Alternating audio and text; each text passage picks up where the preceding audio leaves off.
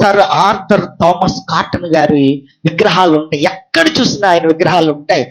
ఆయన గుర్రం మీద కూర్చొని ఉంటాడు ఎక్కడ చూసినా. ఏంటి, sir Arthur Thomas Cotton Dowleswaram barrage ఆయన కట్టాడు. ఈ వాక్యం చదువుతుంటే నాకెందుకో తలంపు అతని మీదకి గుర్తుకొచ్చింది. ఏంటని అతని గురించి అన్ని వివరాలు సేకరించినప్పుడు ఆయన గురించి మనం చూస్తే, ఆయన గురించి ఎక్కడ రాస్తున్నా ఏమని రాసి ఉంటుందంటే సర్ ఆర్థర్ కాటన్ అంటది తప్ప థామస్ అనే పేరు ఎక్కడ మనకు కనిపించదు. ఆయన పూర్తి పేరు ఏంటంటే సర్ ఆర్థర్ థామస్ కాటన్. ఈయన ఇంగ్లాండ్ దేశంలో జన్మించాడు. చిన్ననాటి నుండి దైవభక్తి కలిగిన వాడు, దేవుని యొక్క వాక్యంలో పెరిగిన వాడు, చాలా అద్భుతంగా భక్తి కలిగి జీవిస్తున్నటువంటి వాడు. 15 సంవత్సరాలు 18వ సంవత్సరం ఏట వచ్చినప్పటికే ఇంజనీరింగ్ పూర్తి చేసుకొని అద్భుతంగా దేవుని యొక్క ఆలోచనలో కలిగినటువంటి వాడు. అయితే మన ఇంగ్లాండ్ నుంచి మన ఇండియాకు వచ్చినప్పుడు అతని వయసు 18 సంవత్సరాలు అంటాడు. ఆయన దేవుని వాక్యము ఒక వాక్యమును ప్రేరేపించింది అతను ఏమని రాసుకున్నాడంటే, ఇంగ్లీష్ లో ఉంది, a true Christian has to rise up to the occasion and meet the needs of the country man. అంటే దానికి అర్థం ఏంటంటే తెలుగులో, నిజమైన క్రైస్తవుడు సందర్భానికి తగ్గట్టుగా ముందుకు సాగి ప్రజల అవసరాలను తీర్చాలి. నిజమైన క్రైస్తవుడు సందర్భానికి తగినట్టుగా ముందుకు సాగుతూ దేశ ప్రజల యొక్క అవసరాలను తీర్చాలి. ఇప్పుడు ఈస్ట్ గోదావరి, రాజమండ్రి, ఆ పరిసర ప్రాంతాలు పచ్చని పొలాలతో ఇప్పుడైతే ఉన్నాయి, కానీ ఒక 150-200 సంవత్సరాలకి మనం ముందుకు వెళ్తే కరువు, అన్ని బీడు భూములు, ఏమంటే నదీ ప్రవాహ జలాలు వస్తున్నా అవి ఉపయోగించుకోలేనటువంటి పరిస్థితి. వారందరూ కూడా ఏం చేశారంటే వలసలు వెళ్ళిపోతూ ఉండేవారంటే, అందరూ ఉండేవారు కాదంటే ఈస్ట్ గోదావరి ఆ పరిసర ప్రాంతాల్లో ఎవ్వరు ఆహారానికి కూడా కరువెక్కిపోయి వెళ్ళిపోతూ ఏడుస్తూ బూడు భీములు కలిగినటువంటి ఆ ప్రాంతం పట్ల ఇతనికి ఏం చేసింది, దేవుని దర్శనం ప్రకారంగా ఈస్ట్ ఇండియన్ కంపెనీ వారు అక్కడికి పంపించినప్పుడు ఆ భూమి, ఆ నేల అంతా కూడా ఇతను గుర్రం వేసుకొని తిరిగాడంట. అంతా కూడా చూసి ఏం చేశాడంటే, ఇక్కడ ఒక బ్యారేజ్ కట్టాలి, ఇక్కడ ఒక బ్రిడ్జి కట్టి నీళ్లు నిల్వ ఉంచితే పాయలుగా వాటిని చేసి ప్రతి ఊరికి, ప్రతి జిల్లాలో ఉన్న ప్రతి ప్రాంతానికి మనం వీటిని గనక ఉపయోగించుకొని నీటిని సరఫరా చేస్తే ఇక్కడున్న బీడు భూములన్నీ కూడా సస్యశ్యామలం ఉంటాయి. అనేక మంది పేదవారు, అనేక మంది ఆకలితో ఉన్నవారు ఆకలి తీర్చబడుతుంది అనే ఉద్దేశంతో గుర్రం మీద ఊరు కూడా తిరిగి ఆయన చూడండి 1803లో పుట్టాడు, 1899లో చనిపోయాడు. ఈ 1847లో ఈ ధవళేశ్వరం ఆనకట్టును ప్రారంభించి 1853లో ముగించాడంట. ఎందుకు ఈ మాట చెప్తున్నానంటే, ఆయన ఇచ్చినటువంటి ధనం అప్పుడు 4 లక్షలు అంటండి. ఎంత? ఇప్పుడు అలాంటి బ్రిడ్జీలు కట్టాలంటే కొన్ని కోట్లు సరిపడటం లేదు. చూడండి 1847 నుంచి 53 ఎన్ని సంవత్సరాల్లో ముగించాడు? 6 సంవత్సరాల్లో బ్రిడ్జి కట్టి ముగించేశాడు.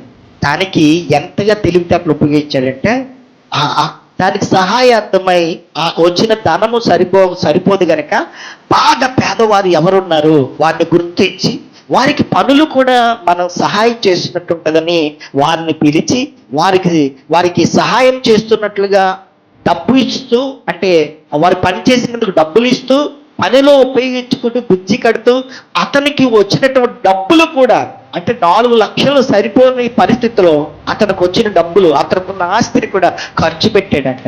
మనం చూస్తే ఆ బ్రిడ్జి కడుతున్నప్పుడు అతనికి దోమలు కుట్టి విషజ్వరం వచ్చేసింది. అదే టైంలో తన కుమార్తె, తను అపరిమితంగా ప్రేమిస్తున్న కుమార్తె కూడా చనిపోయిందంట. ఆ చనిపోయి 3 రోజుల తర్వాత ఆ ప్రేయర్స్ అవన్నీ ముగించుకొని మరల పనులు ప్రారంభించాడంట.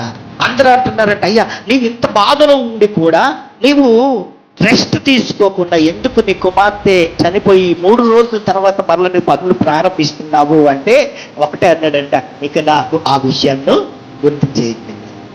అలా ఉన్న క్రమంలో తన భార్య, తన కుమార్తె చనిపోయిందని వేదన పట్టి, దిగులు పట్టి, ఆమె కృషించిపోయి క్షీణించిపోయి ఆమె చనిపోయింది. అయినప్పటికీ ఆయన రాసుకున్న మాట తెలుగులో చెప్పుకున్నాం, నిజమైన క్రైస్తవుడు సందర్భానికి తగ్గట్టుగా ముందుకు సాగి దేశ ప్రజల అవసరాలను ఏం చేయాలంటే అండి తీర్చాలి అనే మాట. అంటే ఏంటి? నిజమైన క్రైస్తవుడు అంటే దేవుని నమ్ముకున్నటువంటి వ్యక్తి సందర్భానుసారంగా ఆ దేశంలో ఉన్నటువంటి ప్రజలకు ఏ అవసరాలు ఉన్నాయి, అవసరాలను తీర్చాలి అనేటువంటి మాట ప్రకారంగా అతనికి చాలని జీతంతో కూడా అతనుకున్న ఆస్తి ప్రజలు పేదవాడు గుర్తు చేసుకుంటూ అనేకమైనటువంటి ఆనకట్లు కట్టాడు. ఇప్పుడు కొన్ని వేల లక్షల కోట్ల ఏమండి వాటి పొలాలకు నీరు వెళ్తుంది. అక్కడంతా సస్యశ్యామం అయింది. గట్టిగా దేవుని స్తోత్రం చెప్తారు. హల్లెలూయా. ఒక్కసారి ఆర్థర్ థామస్ స్కాట్ తను దేవుని నమ్ముకున్న తర్వాత దేశ ప్రజల అవసరాల కోసం ఒక క్రిస్టియన్గా, ఒక దేవుని బిడ్డగా నేను ఏమి చేయాలని తనకున్నట్టు చదువుకున్న ఇంజనీరింగ్ ఆ బుర్రంతా కూడా ఏమండి ఆ యొక్క పనుల మీద పెట్టి అతను ఇప్పుడు ఎక్కడ చూడండి, ఈస్ట్ గోదావరి ఎక్కడికి వెళ్ళండి అతని గుర్రం మీద ఉన్న ఫోటో మనకి కనిపిస్తుంది. అందరూ కూడా ప్రతి ఊరు వారు కూడా అతని పుట్టినరోజు వచ్చిందంటే సెలబ్రేట్ చేసుకుంటారు. మొన్నే మనవుడు వాళ్ళు వచ్చారంటే పెద్ద సన్మానం చేశారు. వాళ్ళకి దేవుని స్తోత్రం కలుగును గాక. ఎందుకు అంటే అతను ఒక క్రిస్టియన్ అయ్యింది. తను అనుకున్నాడు, ఒక క్రిస్టియన్గా ఉన్న నేను, ఒక దేవుని బిడ్డగా ఉన్న నేను, దేవుని ప్రేమను నేను సందర్భం వచ్చినప్పుడు ఒక దేశంలో ఏమిటి, ఆయన మన దేశస్థుడు కాదు, ఇంగ్లాండ్ వాడు, అలాంటిది ఈ దేశంలో మన ఈస్ట్ గోదావరికి వచ్చి అద్భుతమైన ఆనకట్టను ధవళేశ్వరంలో కట్టి ఇప్పుడు ఎవరు చూసినా ఆయన విగ్రహాన్ని పెట్టి పూజిస్తున్నారంటే దానికి కారణం నేను ఒక దేవుని బిడ్డను, నేను సందర్భంగా ఒక క్రిస్టియన్గా ఒక దేవుని ప్రేమను మా దేశానికి నేను ఎలా చూపించాలి అని చూపించాడు కనుక ఇప్పుడు ఈస్ట్ గోదావరి అంతా కూడా ఎలా ఉంది చెప్పండి? సస్యశ్యామం. పంటలు మన సముద్రం కూడా, వైజాగ్ సముద్రం కూడా ఆటుపోట్లకు గురై గుర్తుకొచ్చేస్తుంటే అది రాకుండా రాళ్ళు కూడా ఏర్పాటు చేసింది కూడా అతనేనండి. దేవుడికి స్తోత్రం కలుగును గాక. ఏమంటే అద్భుతమైనటువంటి కట్టడాలు కట్టించాడు. ఇప్పటికీ కూడా బుద్ధి చెక్కు చెదరం లేదు. అద్భుతమైనటువంటి ఆలోచన కలిగిన వాడిగా తన భార్య, తన పిల్లలు చనిపోయిన విని తీయకుండా దేవుడు ప్రేమను వీరికి చూపించాలి అనేటువంటి తత్వంతో ఆయన ఏమంటే అక్కడ ఆనకట్టను కట్టించి దేవుని ప్రేమను చూపించి అనేక లక్షల వేల ఎకరాలకు ఇప్పుడు అన్నం అంతా కూడా జరుగుతూ అన్నం తింటున్నారంటే అతని యొక్క సంకల్పము, దేవుని కృప. దేవునికి స్తోత్రం చెప్తా ఉండే. హల్లెలూయా.